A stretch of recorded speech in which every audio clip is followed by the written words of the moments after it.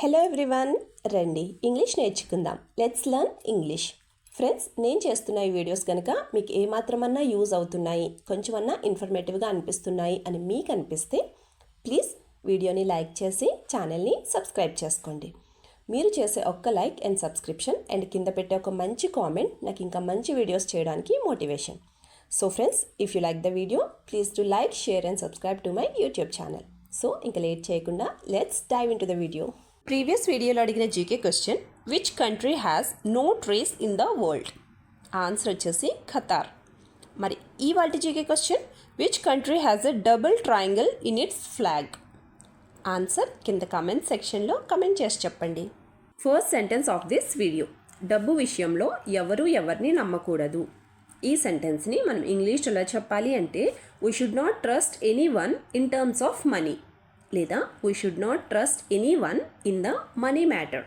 అంటే డబ్బు విషయంలో ఎవరిని నమ్మకూడదు అని అర్థం.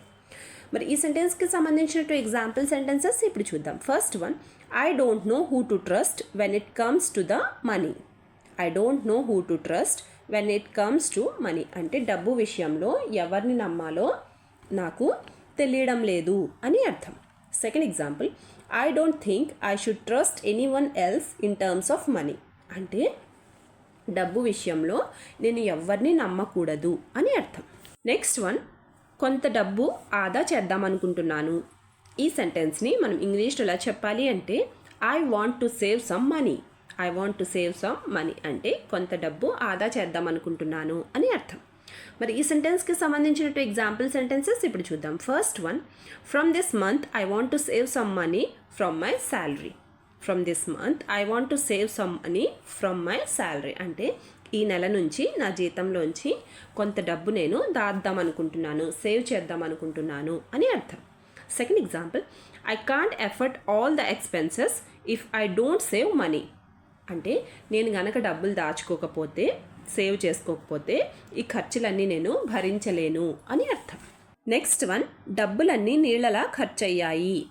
ఈ సెంటెన్స్ని మనం ఇంగ్లీష్లో ఎలా చెప్పాలి అంటే, all the money was spent like water. All the money was spent like water అంటే డబ్బులన్నీ నీళ్ళలాగా ఖర్చయ్యాయి అని అర్థం. మరి ఈ సెంటెన్స్కి సంబంధించిన ఎగ్జాంపుల్ సెంటెన్సెస్ ఇప్పుడు చూద్దాం. First one, if you go to hospital money will be spent like water.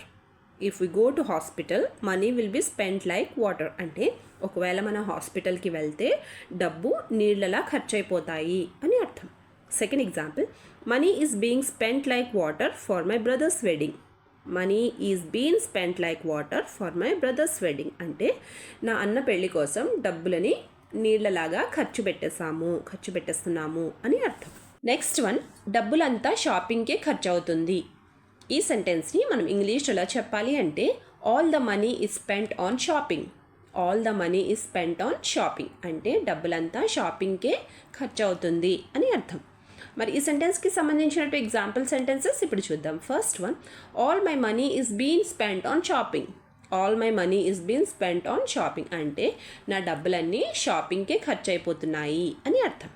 Second example, I need to cut back on shopping too much. లేదా I need to cut down on shopping too much అంటే అతిగా shopping చేయడం మానేయాలి, తగ్గించేయాలి అని అర్థం. Next one, నేను మంచి పొజిషన్లో ఉండాలనుకుంటున్నాను. ఈ సెంటెన్స్ని మనం ఇంగ్లీష్లో ఎలా చెప్పాలి అంటే, I think I should be in a good position.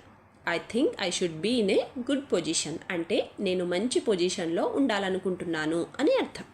మరి ఈ సెంటెన్స్కి సంబంధించిన ఎగ్జాంపుల్ సెంటెన్సెస్ ఇప్పుడు చూద్దాం. First one, I want to be in a good position. I want to be in a good position అంటే నేను ఒక మంచి పొజిషన్లో ఉండాలనుకుంటున్నాను అని అర్థం. Second example, I should earn well and be in a good position in my life. I should earn well and be in a good position in my life అంటే నేను బాగా సంపాదించి నా జీవితంలో నేను ఒక మంచి పొజిషన్లో ఉండాలనుకుంటున్నాను అని అర్థం. Last sentence of this video, డబ్బులు లేనప్పుడు ఈ ఖర్చు ఎందుకు? ఈ సెంటెన్స్ని మనం ఇంగ్లీష్లో ఎలా చెప్పాలి అంటే, why this expenses when there is no money. Why this expenses when there is no money అంటే డబ్బులు లేనప్పుడు ఈ ఖర్చు ఎందుకు అని అర్థం. మరి ఈ సెంటెన్స్కి సంబంధించిన ఎగ్జాంపుల్ సెంటెన్సెస్ ఇప్పుడు చూద్దాం. First one, why do we need to spend all these things when we don't have money. Why do we need to spend all these things when we don't have money అంటే మన దగ్గర డబ్బులు లేనప్పుడు మనం వీటిపైన ఎందుకు ఖర్చు పెట్టాలి, వీటిలన్నిటిపైన మనం ఖర్చు ఎందుకు పెట్టాలి అని అర్థం. Second example, the less was spend when we don't have money the better for us. The less was spend when we don't have money the better for us అంటే డబ్బులు లేనప్పుడు మనం ఎంత తక్కువ ఖర్చు పెడితే మనకి అంత మంచిది అని అర్థం. వీడియో లాస్ట్ వరకు చూస్తున్నారు అంటే నా వీడియో మీకు నచ్చుతుంది, అలాగే నా వీడియో మీకు ఎక్కడో చోట యూజ్ అవుతుంది అనే కదండి. సో ఫ్రెండ్స్, ప్లీజ్ నా వీడియోని లైక్ చేసి ఛానల్ని సబ్స్క్రైబ్ చేసుకుని మీ సపోర్ట్ నాకు తెలియచేయండి. Thank you.